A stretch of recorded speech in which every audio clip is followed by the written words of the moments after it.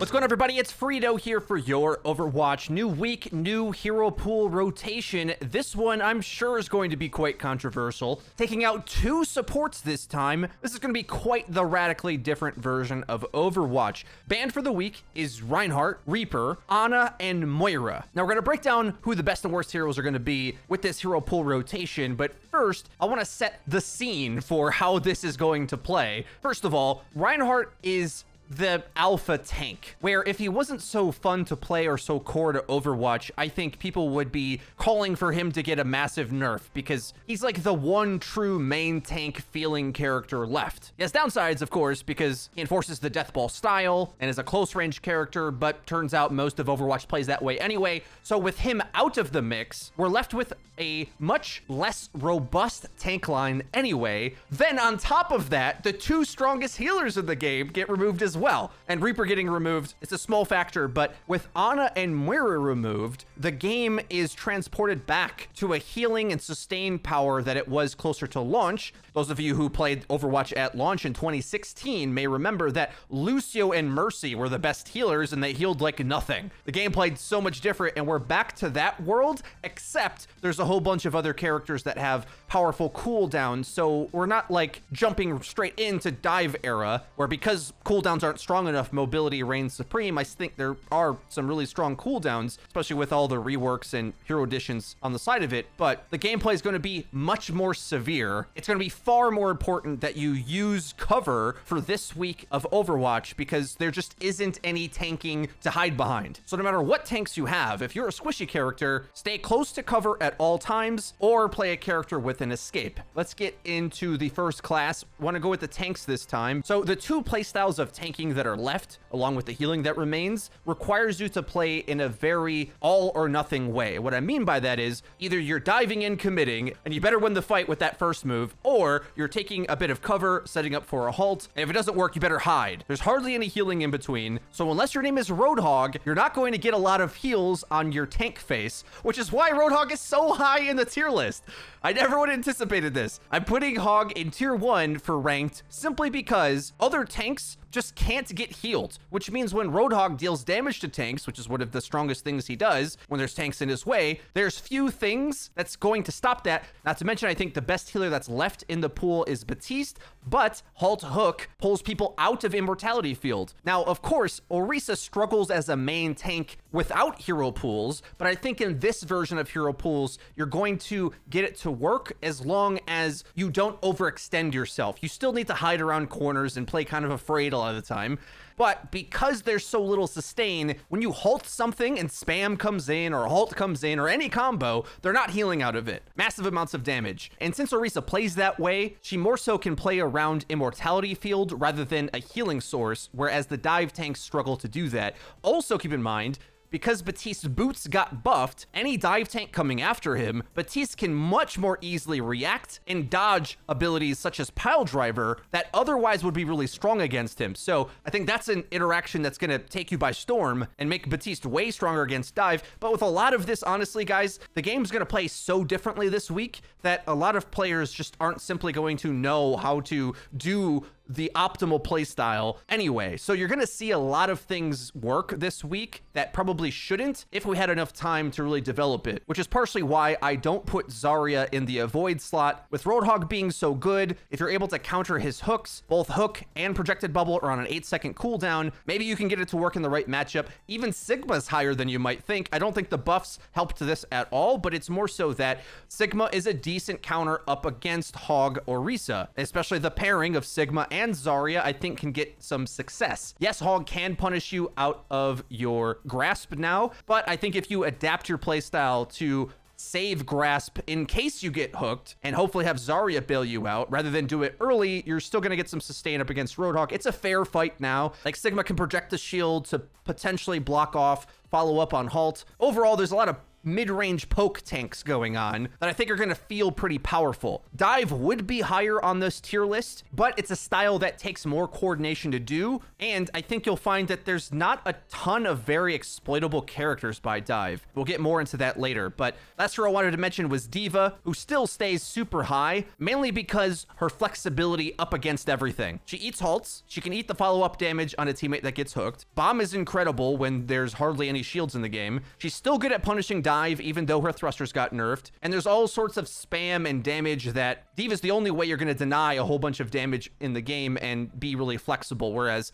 if you don't run a Deva, your team can really get wrecked now that there isn't that powerful Reinhardt shield to protect them. Can Orisa Sigma come back? Yes. I just think they're a bit more diveable than if you have Roadhog, but I think Winston diving against them makes their barriers look kind of worthless. And I think the key tip for going up against Orisa Sigma when you're playing Dive is probably not to chase the Baptiste who can jump away from you, but bubble him off. It's gonna be a lot easier to focus down tanks out of position when there isn't incredible healing to go around, and that's how you will get Dive to work if some of these other characters don't counteract it. So moving on to the supports now, Baptiste I think is the best because there is no brawl. We're only dealing with either poke comps or dive comps, and although Baptiste is technically weak to dive, he can avoid it with his upgraded boots, and there's a lot of characters I think that punish dive to help him out anyway. One large one being Brigitta, who already was a super dominant pick. I think it's really caught on in the last week's hero rotation, but I think will even more so now that there are less barriers in her way, so it's even easier to get a ranged flail. And remember, Brigitta has her own personal shield. She's like the best main tank left. That's a crazy thing to say, but whip shot's almost guaranteed when barriers are so easily destroyed, or deflecting dives from coming onto you. The ranged armor pack healing even after being nerfed, or rally armor is the best supporting kit left in the game. I'm hyping her up so much, maybe I should have put her above Baptiste, but either way, they're in tier 1. Would you play these two together? I think you can. But if you're not under threat of getting dove, or if you feel you're in a defensive spot where you need that support ult, then you can easily put Lucio alongside the Baptiste as well, but probably even better yet would be Zenyatta. Zen is easiest to dive amongst all of them, but remember, you can play around Bap's immortality field, and with no Ana in play, Transcendence might be the best support ultimate in the game, but I rate Rally so highly that Rally might still be better. I don't know, it's tough to say. Zen will counter ultimate stacks for sure. You won't be able to ult combo, but I don't think that was going to matter anyway because mid-fight would be so strong with so little healing anyway. And Rally, though gets wiped by ult easier, is just way more flexible in when you can use it, whereas Transcendence has to be timed perfectly, but we'll have to see. Lucio and Mercy lower down on the list. Keep in mind that long time ago, Lucio Zen was the dive pairing. Yes, it's almost no healing, but there's no healing anyway. And up against these Baptiste comps, those are probably the best two supports. Lucio going in with the tanks, displacing targets out of the immortality field with Boop. Not much healing to go around. You have to get some lethality out of your dives. And Mercy, I think, will be a bit more map dependent. On high ground maps, Bap Mercy will be some of the stronger heals you can get. A bit weaker than Brig, but with less healing as well. Whatever poke character you're empowering with damage amp might just devastate the enemy front line if they don't play well. And with a lot of teammates probably dying out of position, Rez is probably gonna be pretty good, but just might be a little bit too slow in comparison to Brigitta, who feels like she has impact all the time. Now into the DPS. At the top of the list are self-sufficient heroes that don't need much help from the team to work, Soldier and Tracer. Soldier plays like another Baptiste in the same comp, helping out Orisa. She hardly likes to move, so heal packing her will be really good. Or if Soldier wants to get an off-angle flank, he can heal himself. Really flexible character, and I think looks dominant when there isn't a lot of barriers in his face. Yes, Deva can shut him down a bit, but there's only so much defense matrix to go around, you know? I rate Tracer really high as well. She'll be key because she just adds sustain to your team by selecting her, assuming you play her well enough, right? Recall is a self-heal, and it's really hard to focus her down. Remember, Soldier Soldier and Tracer have the pressure damage type, where they deal a lot of poke and can get pickoffs as well, but most of the time they're getting an angle and pressuring. And the times where we've seen that be weak is when either sustain or damage denial was too good. Like when barriers were too good, you had to just rush past them with Reaper Doom, or if there's a lot of healing for the team, then they can rush past you trying to take an angle on them, poking them down, heal that up, ignore you, and focus your team. Well, those two things are just gone in this version of hero pools. There's not a lot of either of those things, so I think they'll be the most reliable. Also, they pair really well with the best supports. Tracer getting armor packed is terrifying. Okay, those seem to make sense. Tier 1, hit scan, pressure damage, and wait, hold on. Junkrat in Tier 1? Frito, are you insane? Okay, hear me out. These tier lists are never for the highest tiers of play. I make them to try to help out the average player. And with that in mind, with very little healing for tanks, no matter what tanks the enemy is running, unless they play a well-executed dive, Junkrat is going to farm things. 130 damage pills, just aim in the direction of the tank line and collect your free SR. I've previously rated Junkrat pretty low because as soon as you put a strong healer character on your tank, well, you're just farming up their support ultimate and likely not getting a kill, whereas now, tanks are just going bye-bye.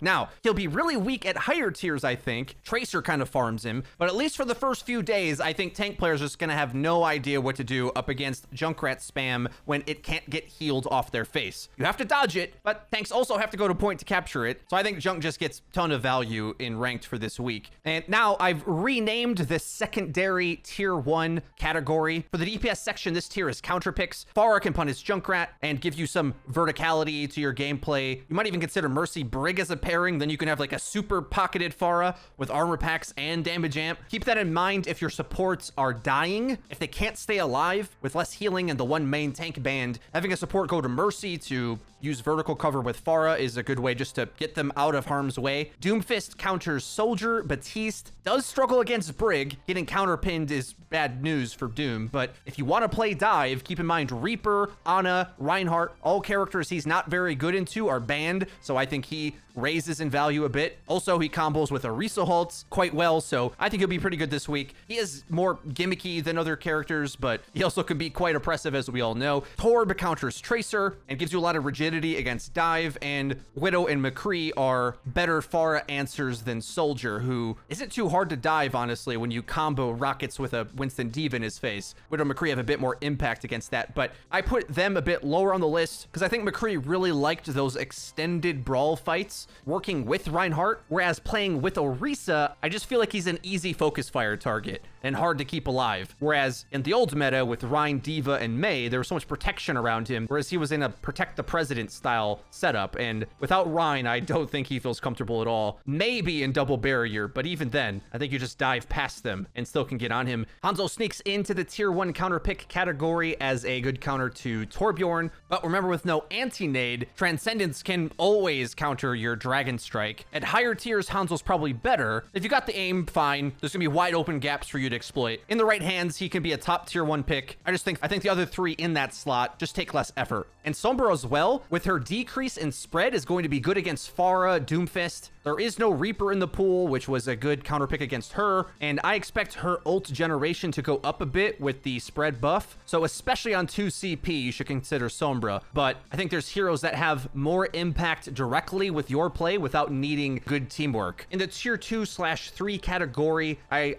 didn't order these picks down here that much. They just either have better counterparts left in the pool or have key teammates that aren't in the pool. So for example, Mei has been really strong with like Mei Reaper rushdown comps. The strongest version of Mei is with a Reinhardt, in my opinion. You can try to play her with Orisa or double barrier, but I think it's just too slow and gimmicky, and you're more likely to get outpoked by most things. Keep in mind the Mei nerfs went through. Genji doesn't have Nano Blade, that makes him like unpickable probably.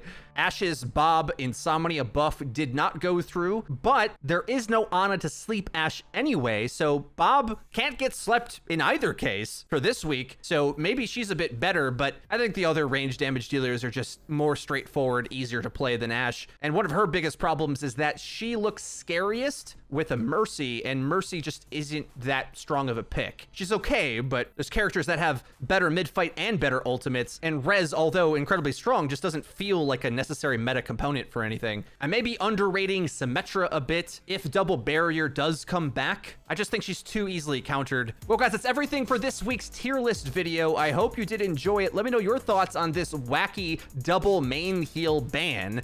If you enjoyed the video, please be sure to leave it a like. It really does help us out and let us know that you're enjoying the content. And if you haven't already, please subscribe and hit the bell icon to actually get notified when our videos go live. Link in the description is our Twitter, where we tweet out news, updates, and dank memes. That's been it for me. I've been Frito for your Overwatch. We'll see you guys next time.